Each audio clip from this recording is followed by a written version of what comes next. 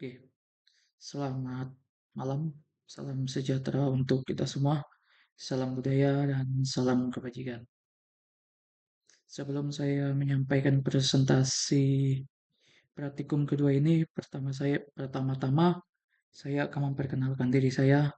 Oke, nama saya Chandra Febrian, NIM 0534555032, UPJJ Pontianak. Oke, kita lanjut pada soal praktikum yang pertama. Oke.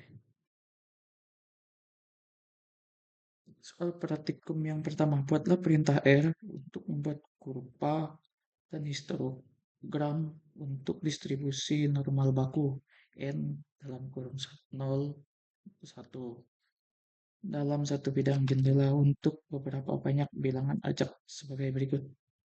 A, N sama dengan 10, B, N sama dengan 100, C, N sama dengan 500, dan D, N sama dengan 1000.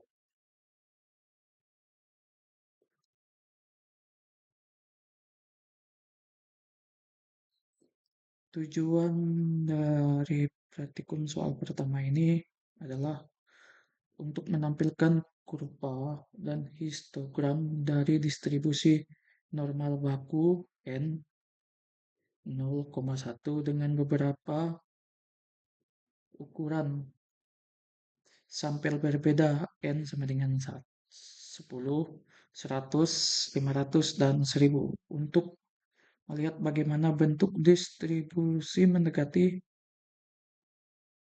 kurva normal seiring bertambahnya ukuran sampel. Oke, langkah pertama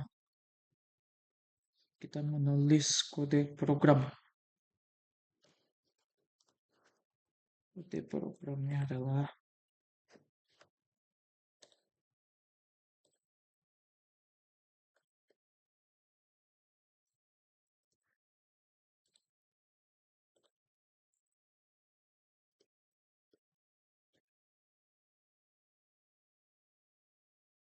langkah kedua menjalankan program. Ketik tombol run atau tekan Ctrl plus Enter untuk menjalankan R setiap baris kode. Yang kedua, RStudio akan membantu jendela plot. Kita menampilkan 4 grafik histogram nanti. 4 grafik histogram, grafik N yang 10, N100, N500, dan N1000.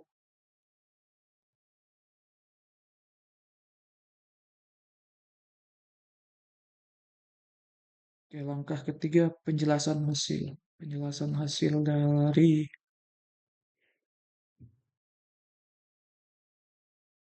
hasil penulisan kode programnya adalah grafik N10. Histogram masih belum menyerupai kurva normal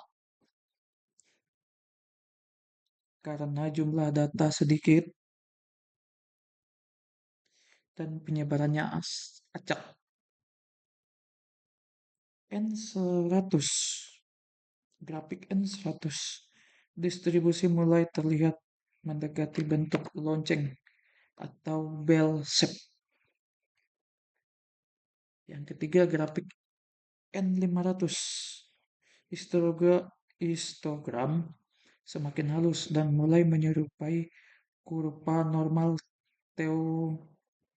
teoritis, hampir mendekati normal. Dan grafik terakhir N1000, bentuk histogram sangat mendekati kurva normal, menunjukkan hukum bilangan besar atau law of like number, bahwa semakin besar ukuran sampel, distribusi sampel akan mendekati distribusi populasi sebenarnya.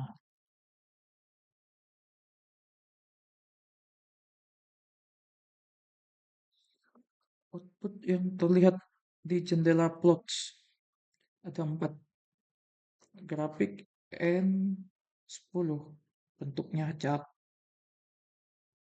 Grafik N100 bentuknya mulai sistem simetris, hampir simetris.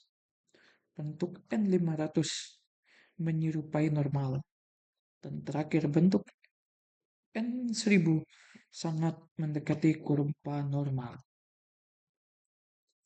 Jadi kesimpulan yang dapat saya sampaikan dari soal nomor satu ini adalah semakin besar nilai N, maka bentuk histogram semakin mendekati kurva normal baku.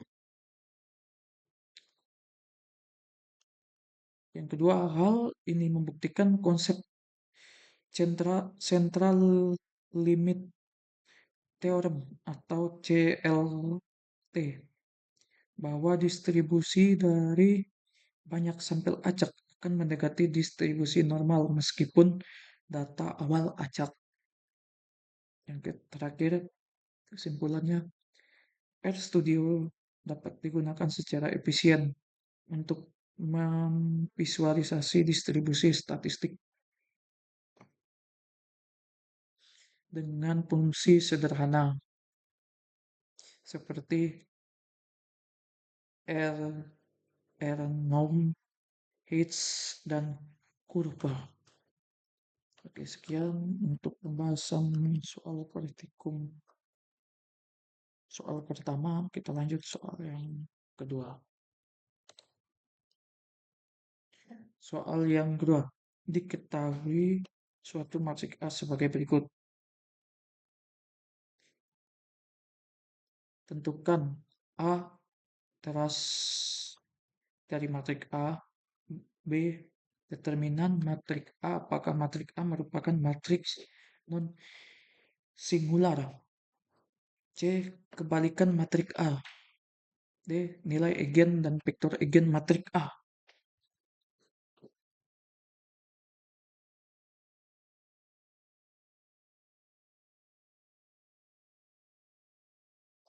Oke, langkah penyelesaiannya yang pertama menulis kode program dari soal nomor 2.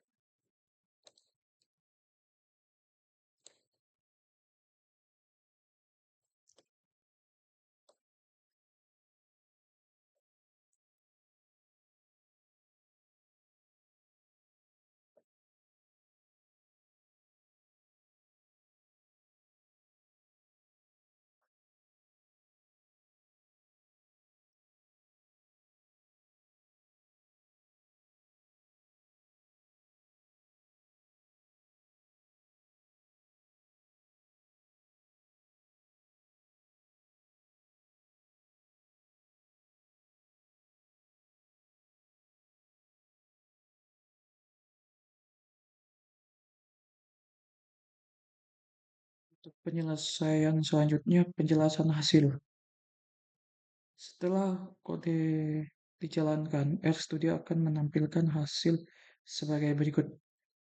Ini yang sudah kita jalankan untuk soal nomor 2-nya. Yang pertama, trace. Yang A trace trace A sama dengan 13 jumlah elemen diagonal 1 tambah 8 tambah 6 tambah min 2 sama dengan 13. Yang B determinan A sama dengan 9 min 96. Bukan 0, A non singular atau invertible. Yang C inverse A ditampilkan mempunyai nilai real dan verifikasi A persen kali persen. Inverse A memberikan matrik identitas dengan pembulatan. Yang D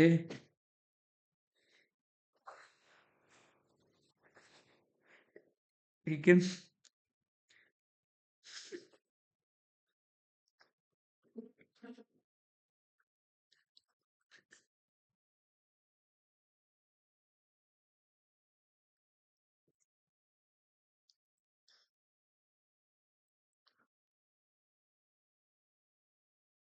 yang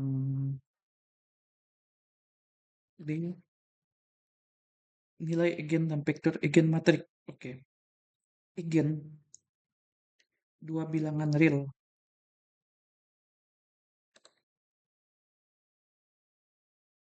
nol min nol delapan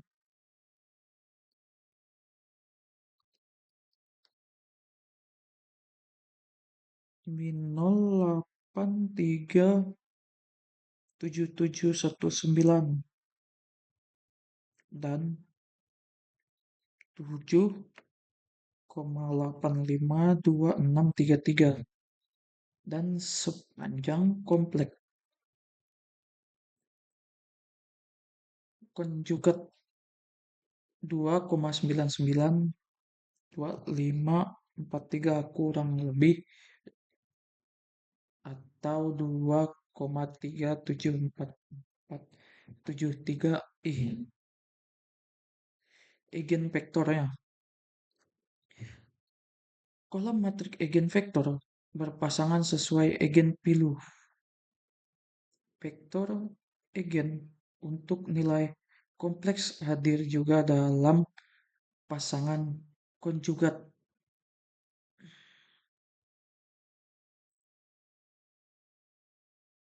Jadi penjelasan untuk hasilannya adalah karena determinan tidak sama dengan nol, inverse dihitung dengan solve A fungsinya fungsi standar R.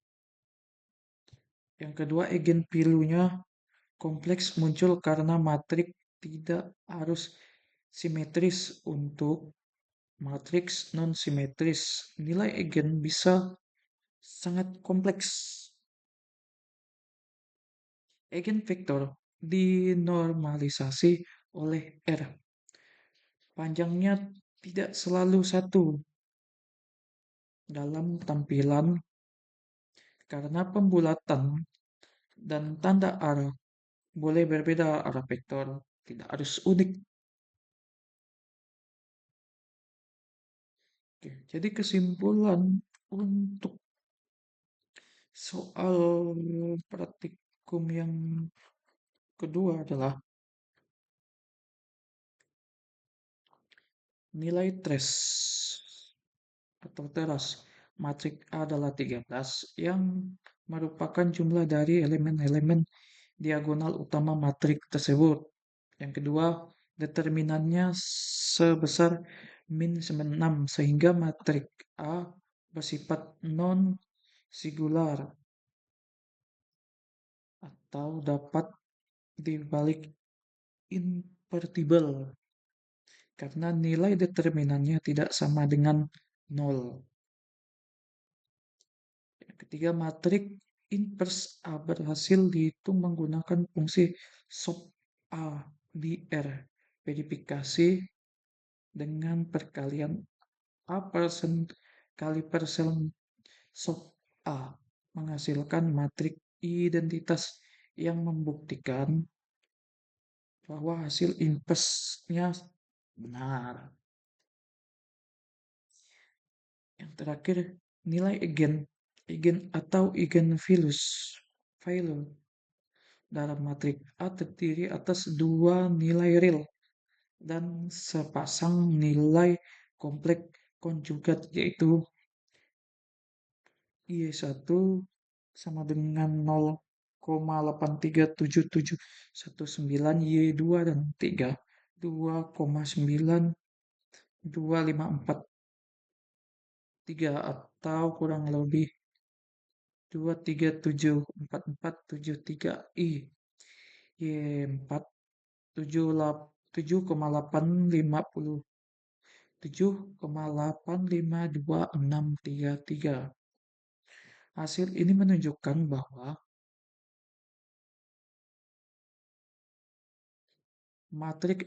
matriks A tidak simetris. Matriks A tidak simetris karena mengandung eigenvalue yang kompleks. Vektor eigen atau eigenvektor yang dihasilkan sesuai dengan masing-masing nilai eigennya dan telah dinormalisasi oleh sistem R. Matriks A merupakan matriks non-singular dan invertible dengan struktur non-simetris yang memiliki nilai eigen real. Jadi eigennya tuh nilainya real dan sangat kompleks. Penggunaan RStudio ini sangat membantu dalam perhitungan cepat seperti inilah dan akurat terhadap operasi matriks tingkat lanjut seperti determinan, inverse, dan analisis eigen. Oke, jadi sekian presentasi saya. Kurang lebihnya saya minta maaf. Selamat malam.